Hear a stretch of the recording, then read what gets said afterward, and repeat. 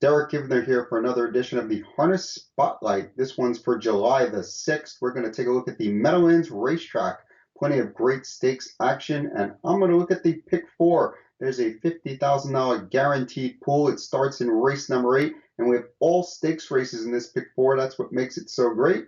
Race number 8 is the second division of the Crawford Farms Meadowlands Pace. Nice field of 8 is lined up for this race, but I got my eyes set on 2 in this particular division. My top pick being number 4, Captain Trevor.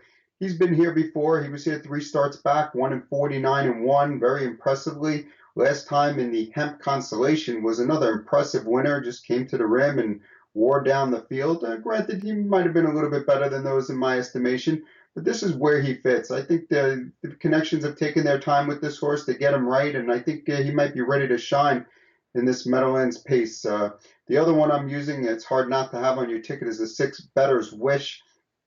This one was up in Canada in the North America Cup and finished a good second behind the winner Captain Crunch. In that race, he had a kind of, Dexter Dunn, the driver, had to kind of take up and shift position late to get some room. He did, and finished mildly in that race. He's a clear contender in here. I think this is a basically 2-horse race for me on paper between the 4 and the 6.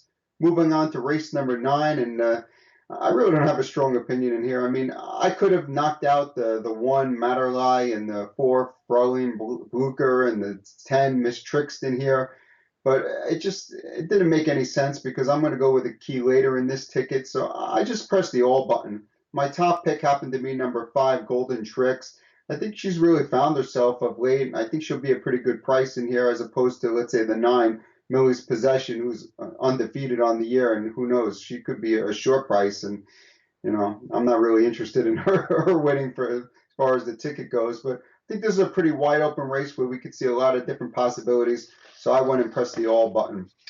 Moving on to race number 10, that's the graduate final for the Pacers, $250,000 on the line. And when you first look at this race, field of 10, it really looks like a wide open race on paper, and it probably is. There's probably 8 or 9 horses that can win this race when you think about it, which makes it all the more interesting that I'm going with a key in here. I just really like Lather Up in this spot. The way the race shapes up, there's plenty of speed to his outside with This Is the Plan, Done Well, Jimmy Freight. These are all horses that could fly off the gate. In addition to that, I think he has good horses to the inside of him in Backstreet Shadow, who's really sharp, and Always a Prince, who just won in 47 and change here last week. I think that combination kind of sets him up nicely where he can let those other horses leave and follow cover. Yeah, he's coming off a break, but if you've seen his career, he just has trouble at Pocono. He doesn't race well there. He throws in breaks from time to time.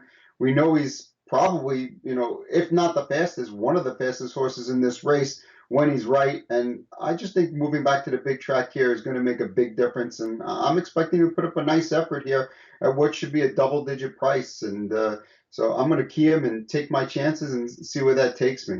So race number 10, the key is Lather Up, number 3. Moving on to race number 11, the Missile Muscle Man. I went 3 deep in this field. My top pick is number 6, Yes Mickey, but I'm doing this before the driver changes come in. I don't know if Dexter Dunn's going to drive. If he is, I definitely want him. If he isn't, then I'm going to look for maybe an Andrew McCarthy or someone else like that to take over the drive. Otherwise, I might consider tossing him off the ticket. The horse to beat in this race is undoubtedly number 4, Cruzado della Noche. He probably should have won his last race in the Missile Muscle Man, with the 3rd division. But the problem was the pace was just too slow. It just didn't work out to his advantage. This spot, I got to hope that Brian Sears is going to have him more forwardly placed and put him in a position to succeed here. He's clearly the horse to beat on paper. The other horse I'm using is number 2, Rich and Miserable. He's just too sharp to ignore at this point. He's win. Yeah, he was second last time, but it was to Hanover, so it's not like he was to, some, garbage horse, so to speak. This is one of the best mares, perhaps, of all time as far as Striders go. I can't see not using Rich and Miserable on the ticket. So we're in 3 deep here. For the ticket as a whole, we have a $30 play for a 50-cent ticket. It's 4-6 with all, with 3, with 2, 4, 6. Really great night of action at the Meadowlands. There's an 11-race card, lots of stakes action. Of course, the Meadowlands Pace eliminations, 2 graduate divisions for $250,000 each, one on the pace, one on the trot. And I think they have fireworks at the end of the card, so you might want to head out there live and enjoy Fan Appreciation Day at the Meadowlands. Good luck.